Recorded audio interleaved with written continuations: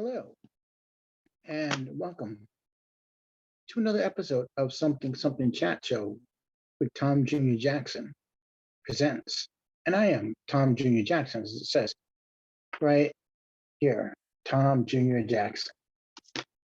And today we're going to be discussing the 1941 film, The Wolfman. And this is the spooky October edition of our After the Movie reviews. But first,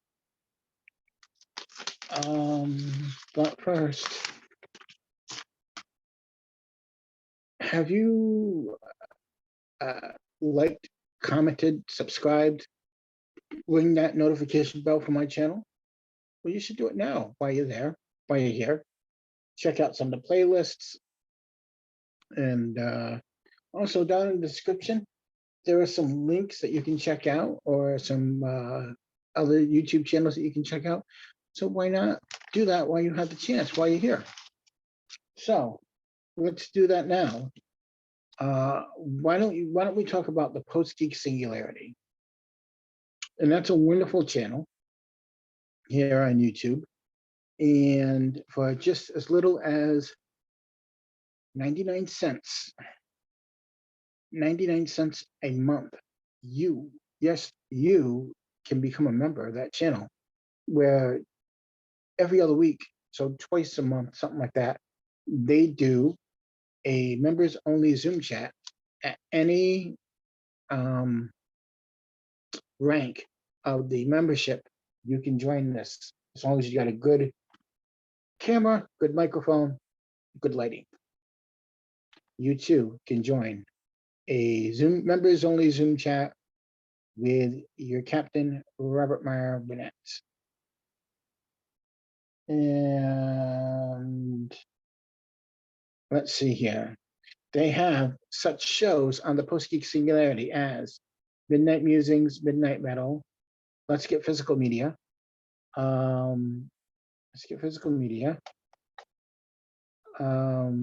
Fully Articulated, Whining About Movies, and Robservations with the captain, your captain, Robert Meyer Burnett.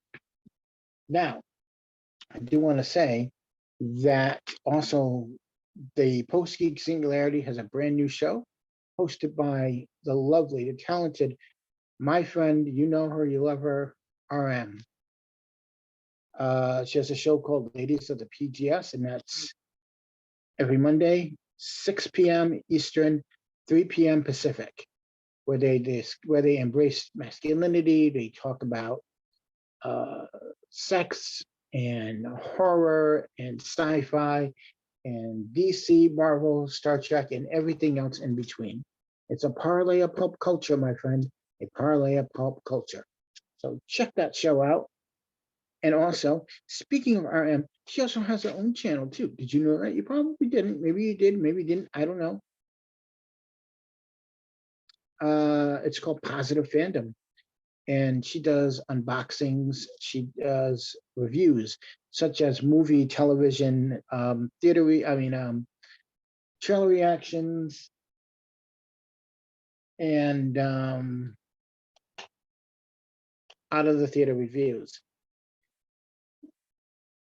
But she has the staple of the flagship of her channel, which is Sunday Brunch Live with her co-host, Russ Whitfield, which is a great show. It's a fun show. If you're a creator and you have your own YouTube channel or an Instagram feed or anything you want to promote, let them know in the comments.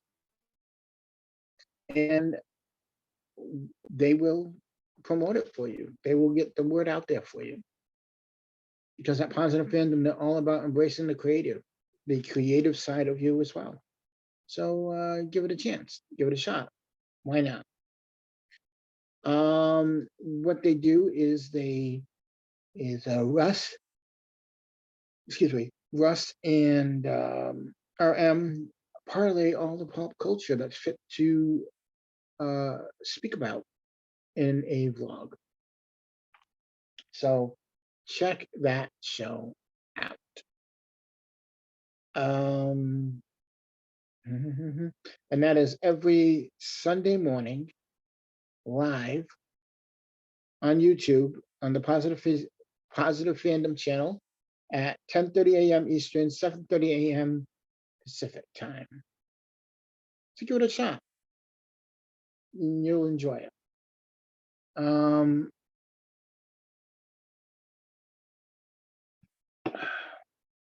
Let's get on with the show.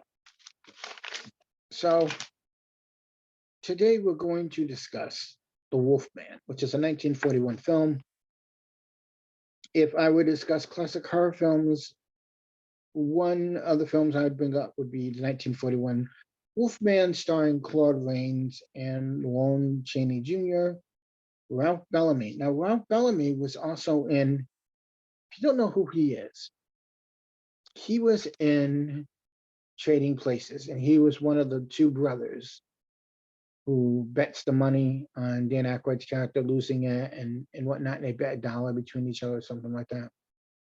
He's in it. And Bela Lugosi is also in the film, Dracula himself. And a favorite of the late Gilbert Gottfried's, Maria Uspensaka. I think I pronounced her name correct. But she was one of his favorites, so this one's for Gilbert. The story of the Wolfman is quite a simple one. If you don't know it, Larry Talbot, who's played by Lon Chaney Jr., returns to his father's castle in Wales, which looks a lot like Germany. Let's just be frank here.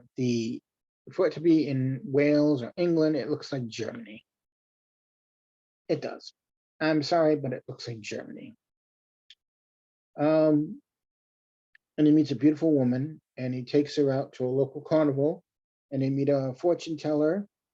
And from there, our story begins, because she gives a reading and whatnot, and to another young lady, and the lady leaves, and these two are walking in the woods, and he hears a scream, and Larry Talbot hears a scream, and this woman is attacked and killed by a werewolf, and Larry manages to kill the wolf, and ends up getting bitten in the process. And that's where the story kicks into gear. The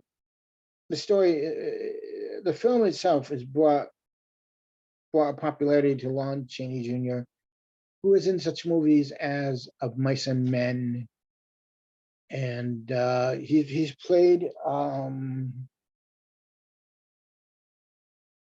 the Wolfman like 4 or 5 times in different films. And let's see here. Originally, the Wolfman was never intended to be shown. You weren't intended to see the transformation sequence at all. And it was supposed to be made up where you as the audience would determine whether or not Larry Talbot was actually, turning into the werewolf, or it was all in his mind. And then at one point, the studio said, that doesn't sound right. It sounds very much, that sounds terrible. What we should do is see the actual change into the werewolf, and it would be profitable. So they did that. So they decided to show that, and this film was originally planned for Boris Karloff, who was the original Frankenstein. Excuse me. And as a saying in the film, even a man who is pure of heart and says his prayers by night may become a wolf when wolfbane blooms and the autumn moon is bright. And it is believed to be a authentic gypsy or Eastern European folk saying. But according to the scriptwriter, Kurt Siodmak, he admitted that he made up the saying. But I should say, in a lot of future films, the saying actually has survived the years, and it is used in a lot of films going on towards the future. And Universal has always used that in a Wolfman film. Sometimes it's not used as by the autumn moon. The autumn moon is bright, but it says like by the moon. So they have varied it over the years, but it is one of those sayings that it is always out there. And as I was saying before, this film marks the first of 5 appearances by Lon Chaney Jr. as the Wolfman, and one of them is in Abbott and Costello Meet Frankenstein. And that's an interesting film because it's Abbott and Costello. It's a comedy, but it also includes Dracula, played by Bela Lugosi, Frankenstein, not played by Boris Karloff, but played by Glenn Strange, and the Wolfman, played by Lon Chaney Jr. So you get those 3 main characters in that film, and it is a delightful film. I've watched it 4, 5, 6 times now, but we're not talking about that movie. But at some point we will.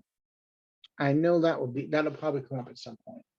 So putting that aside there, the makeup for the Wolfman was created by legendary makeup artist Jack Pierce, and Jack Pierce also did the makeup for Frankenstein as well.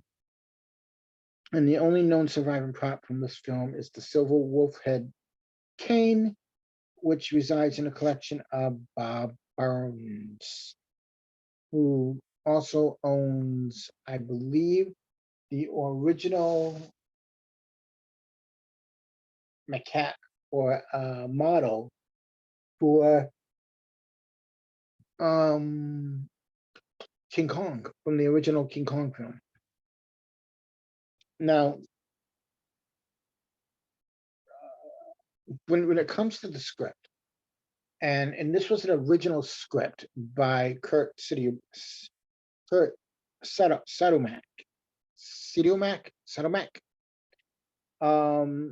It was influenced by his experiences in Germany during World War II, Nazi Germany, where he lived a normal life till the Nazis had shown up, and then his life was thrown into chaos. So, like that,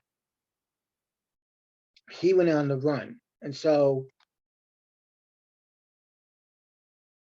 in some ways, it mirrors the Wolfman, where everything's going fine. He gets bit by the wolf, and he's turned into the Wolfman, and his life goes into chaos, and he ends up on the run as well.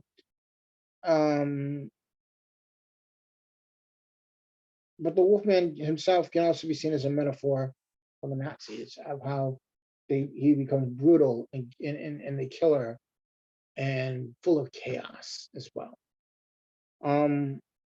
The makeup for the Wolfman took about 6 hours to apply and 3 hours to take off. So when they would do the transitions, and you do see the transitions in this film of Talbot turning into the Wolfman, and it took about 6 hours, but they would do it like a slow shot. So you put half of it on, shoot, another half on, click, and then it would play like it would gently, you would see the change happen. This was the top grossing film of 1942 for Universal Pictures. Now, this film premiered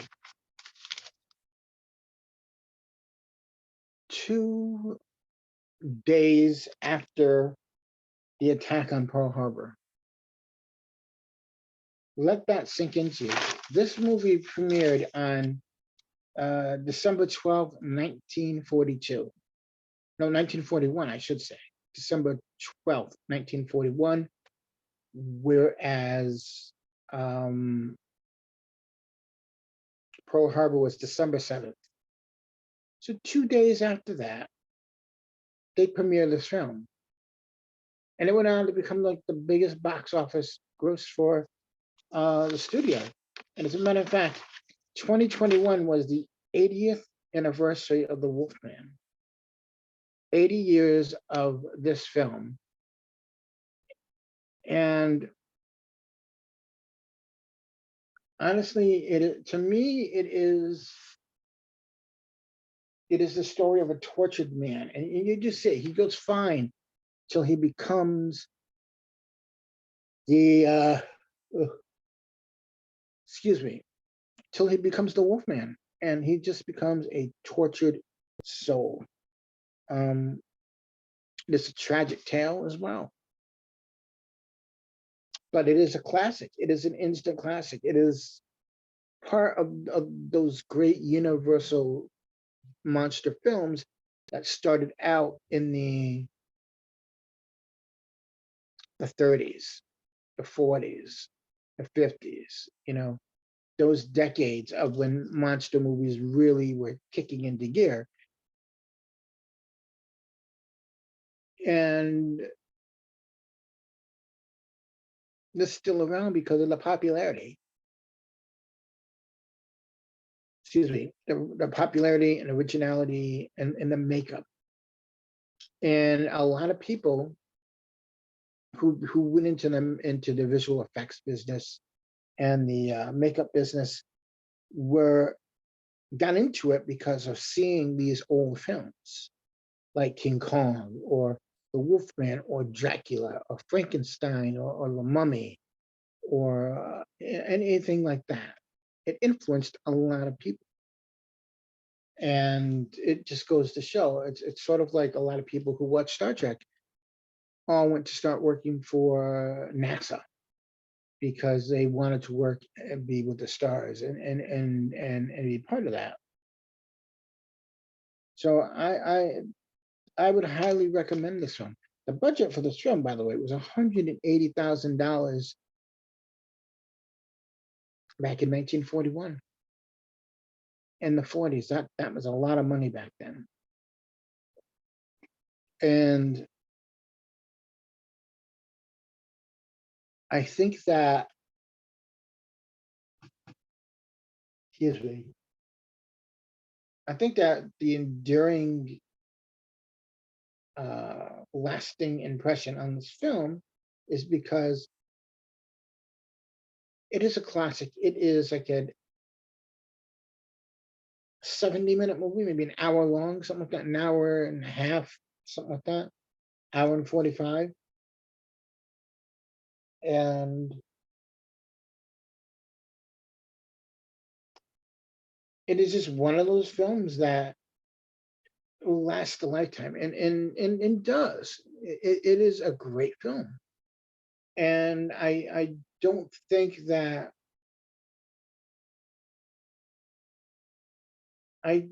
we'll ever see films like that again, where maybe we will, but then again, maybe we won't, because these films used practical effects, where a lot of films these days don't. They heavily rely on CG.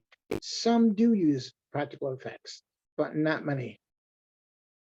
And I think the practical effects are what influenced people to go, oh, I can do this in my backyard. I can make this. I can do this.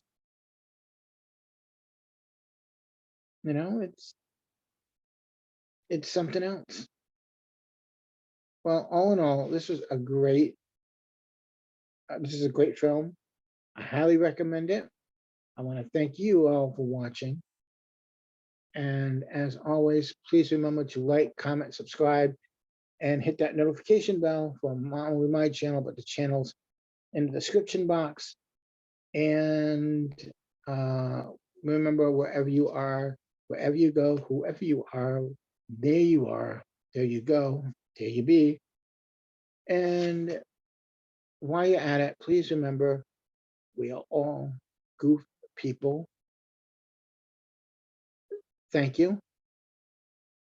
And I